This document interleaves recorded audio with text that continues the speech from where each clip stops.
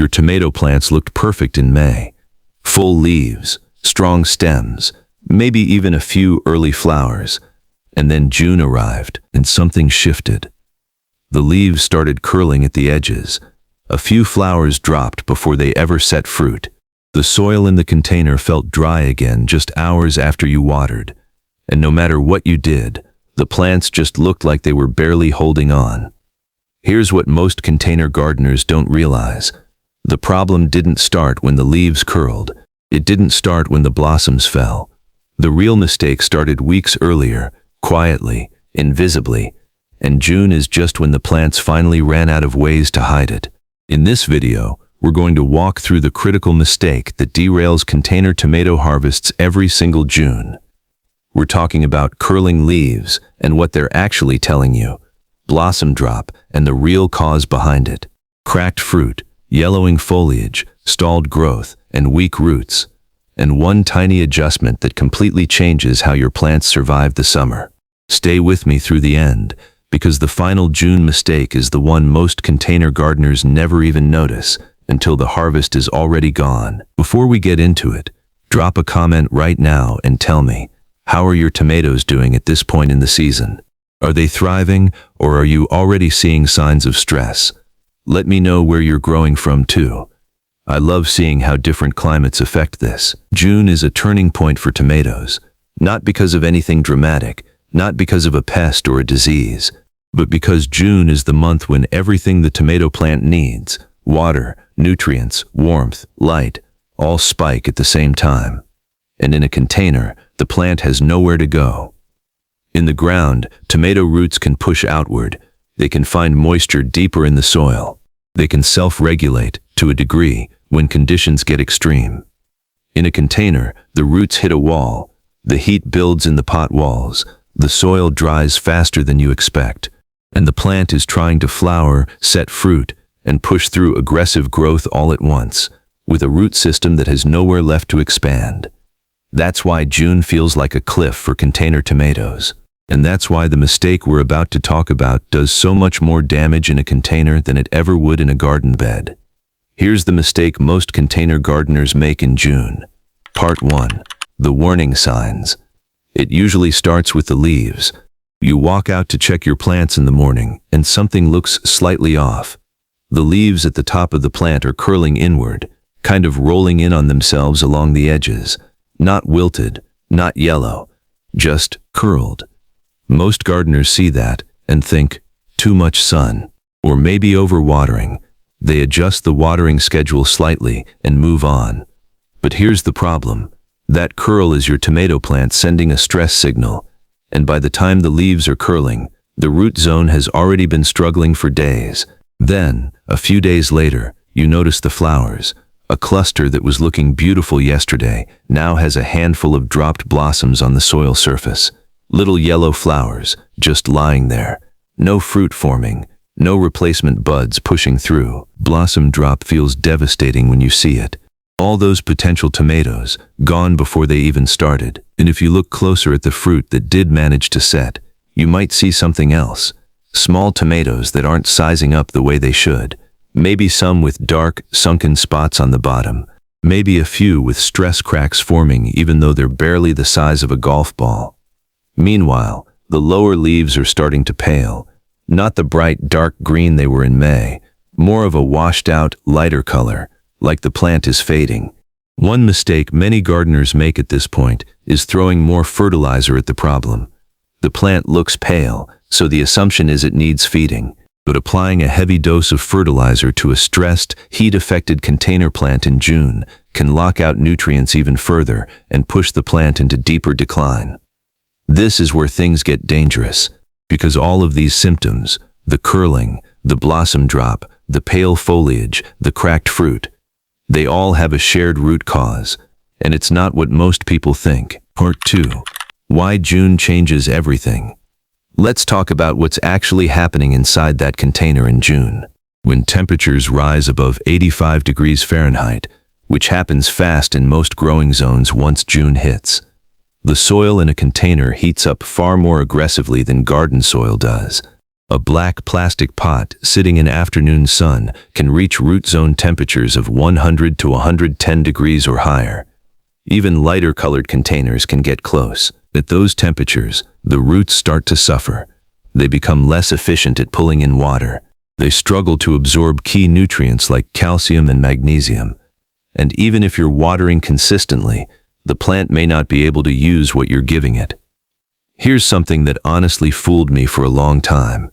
You can water a container thoroughly in the morning, check the soil by early afternoon, and find it bone dry again. Not because you underwatered, but because the combination of heat, sun, and wind is pulling moisture out of that container faster than the roots can absorb it. At the same time, the tomato plant is entering its most aggressive growth phase. It's pushing new growth upward. It's trying to flower and set fruit. Its nutrient demand is spiking hard, especially for calcium, which is critical for preventing blossom end rot, and the root system, which is confined to whatever space exists in that container, is maxed out. Have your tomatoes started struggling yet? If you're seeing any of the symptoms I just described, what you're watching is a plant trying to survive a demand it can't meet. This is the compounding problem of June in a container. Everything the plant needs increases dramatically. Everything the container can provide stays fixed, or actually decreases as heat builds. And the critical mistake most gardeners make is responding too late, or responding in the wrong direction entirely. Part 3. The hidden mistake. Here it is. The thing most container tomato growers are doing in June that quietly destroys their harvest. Shallow, frequent watering. It seems completely reasonable. The soil dries out fast, so you water every day, sometimes twice a day. You give the container a good drink, the soil looks wet on the surface, and you feel like you're doing everything right. But here's what's actually happening underground. When you water lightly and frequently, you're only re-wetting the top 2 to 3 inches of the container. The water never fully penetrates to the lower half of the root zone. The roots in the middle and bottom of the container stay dry, and over time, those roots, which are where the real nutrient absorption happens, start to die back. The surface roots get conditioned to expect moisture near the top. The deeper roots, starved of consistent water, become increasingly inefficient, and the plant begins showing every single symptom we talked about. Leaf curl, blossom drop, pale foliage, cracked fruit, stalled sizing. Now here's the part that makes this mistake so insidious. The plant doesn't crash all at once. It declines gradually. It looks like it's just struggling with the heat. It looks like a normal summer slowdown. So most gardeners don't realize the watering pattern is the problem. One mistake many gardeners make is checking soil moisture by pressing one finger about an inch into the surface. If it feels dry, they water. If it feels moist, they wait. But that test only tells you about the very top of the container, 2 or 3 inches below the surface, where most of the root system lives. The soil can be completely dry, while the surface still feels damp from yesterday's watering. At this point, I realized the tomatoes weren't actually failing because of June heat alone. They were failing because the containers couldn't handle stress the way garden soil can, and my watering approach was making it worse. The fix isn't watering more often. The fix is watering differently. But before we get to the solution, there's one more layer to this that most gardeners completely miss. The container itself is part of the problem. Most container tomatoes are grown in 5-gallon buckets or pots in a similar size range, and in May, a 5-gallon container is perfectly manageable. The plant is smaller, the temperatures are cooler, the root demand is lower. By June, a mid-sized indeterminate tomato in a 5-gallon container is effectively outgrowing its environment. The roots are circling the edges, the soil volume is too low to buffer against heat extremes, and every time you water, the water moves through that compressed root ball and drains out fast, before the roots have had a chance to absorb it fully. This is why the most successful container tomato growers upgrade their containers before summer heat arrives. Not during the crisis, before it. 15-gallon containers, fabric grow bags with real depth, half wine barrels, anything that gives the root system more thermal mass and more soil volume to pull from during extreme heat. If you're already in June and already seeing stress, it may be too late to size up this season without causing more damage.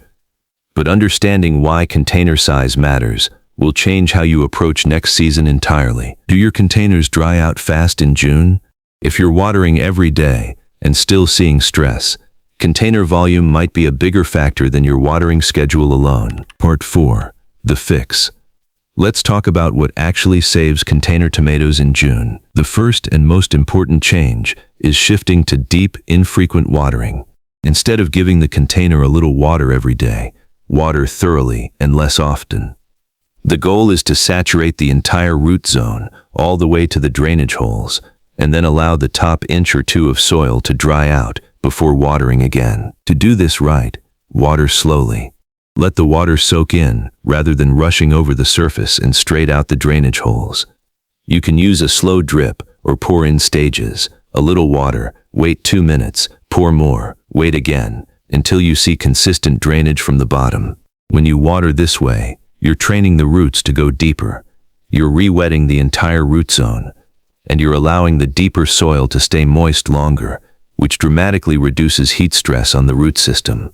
One mistake many gardeners make when switching to deep watering is overcorrecting by soaking the container so heavily that the roots sit in standing water for hours. You want thorough saturation, not waterlogging. Always confirm drainage is working properly. The second change is mulch. This one is genuinely transformative in a container, and most gardeners skip it completely because they associate mulch with garden beds. But a 2-inch layer of straw, wood chips, or shredded leaves placed on top of the container soil does something remarkable. It insulates the root zone. I put my hand on bare container soil on a hot afternoon and on a mulched container, and the temperature difference is significant. The mulch acts as a buffer. It slows evaporation dramatically. It keeps the root zone cooler during the hottest part of the day, and it means the water you do put in stays available to the roots far longer. The third adjustment is timing. Water in the early morning, not midday, not afternoon. Morning watering gives the roots time to absorb moisture before peak heat hits. It also reduces the risk of fungal issues since the foliage and soil surface dry out during the day. Evening watering in particular can leave containers humid overnight, which increases disease pressure significantly. Fourth, move containers out of direct afternoon sun. This one feels counterintuitive. Tomatoes love sun, and they need full sun to produce well. But there's a difference between 6 to 8 hours of morning and midday sun versus 6 to 8 hours that includes intense afternoon rays bouncing off concrete or reflective surfaces. If your containers are getting hammered by direct western afternoon sun, especially in July and August, giving them partial shade from around 2 p.m. onward can reduce root zone heat significantly without compromising fruit production. Even moving a container a few feet can change how the plant handles the heat. One mistake many gardeners make is moving the container to full shade, thinking the plant is getting too much sun overall. Reduced light for too long will stall fruit production and encourage leggy growth. The goal is targeted afternoon protection, not a total shade move. Fifth, calcium management. Blossom end rot, which shows up as that dark sunken patch on the bottom of your tomatoes, is a calcium uptake problem, not typically a calcium deficiency in the soil. The calcium is usually there.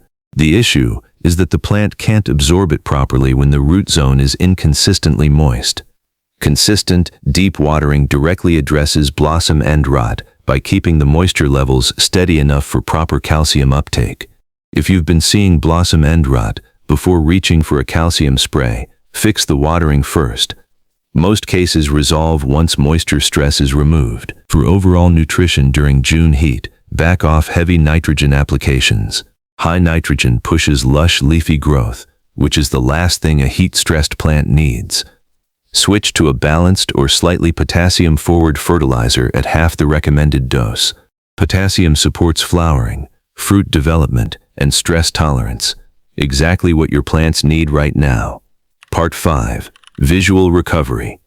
Here's what recovery actually looks like when you make these changes. Within 2 to 3 days of switching to deep, thorough watering, the leaf curl begins to relax. The edges of the leaves that were rolling inward start to flatten out. The foliage takes on a slightly deeper green color.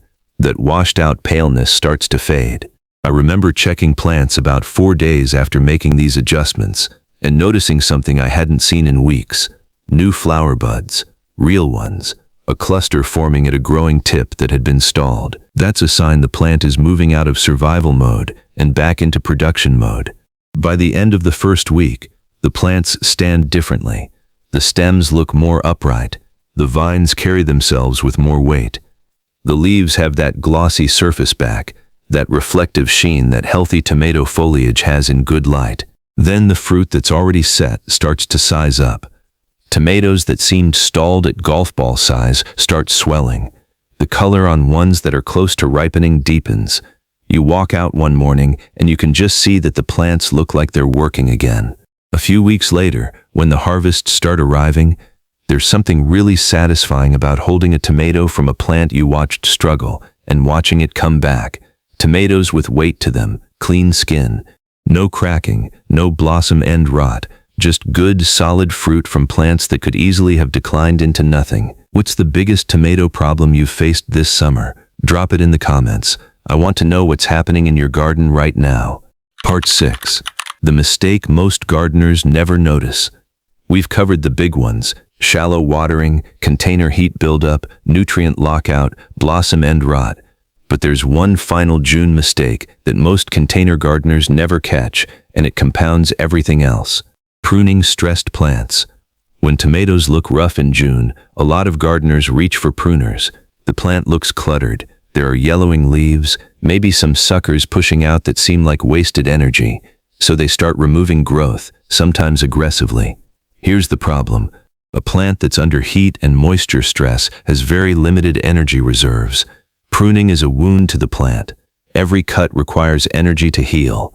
And removing foliage, even yellowed foliage, reduces the plant's ability to photosynthesize and produce the energy it needs to push through stress and recovery. One mistake many gardeners make is pruning heavily in an attempt to help a stressed plant focus its energy. But aggressive pruning during June heat stress can push a struggling plant into serious decline. It removes the leaf mass the plant is depending on and adds healing stress on top of environmental stress. The rule for June: prune minimally. Remove only leaves that are fully dead, brown and crisp, not just yellow. Remove suckers only if the plant is very crowded and airflow is genuinely compromised. Otherwise, let the plant keep its foliage and focus your intervention on the root zone: water, mulch, temperature management, not the canopy. Airflow does matter in June, particularly as humidity rises in many regions. Fungal diseases like early blight and septoria leaf spot become more aggressive in warm, humid conditions. But the answer to airflow isn't aggressive pruning. It's removing the lowest 4 to 6 inches of foliage that touch the soil or container edge, keeping those leaves off the wet mulch surface, and ensuring containers aren't packed so tightly together that air can't move between them. That small adjustment, spacing, removing only the lowest contact leaves, not stripping the plant, keeps airflow healthy without stressing the plant further. Healthy tomatoes in June usually come down to managing stress before the plant shows symptoms, not reacting when the leaves curl, not reaching for fertilizer when the foliage pales, but building a root environment that can actually survive what June throws at a container, with water, mulch, timing, and container management working together. There's something genuinely satisfying about watching a stressed tomato plant bounce back, seeing those leaves flatten out, watching flower clusters return, harvesting tomatoes from a plant that almost didn't make it. That recovery, that's why container gardening is worth doing right. So tell me in the comments, what tomato variety are you growing this season? And what's the toughest challenge you've hit so far? I read every comment, and your answers shape what I cover next. If this helped you, consider subscribing. We cover container tomato growing, high-yield gardening, and practical summer garden care all season long. Everything designed for real gardeners growing in real conditions, not ideal ones. Until next time, keep growing your garden.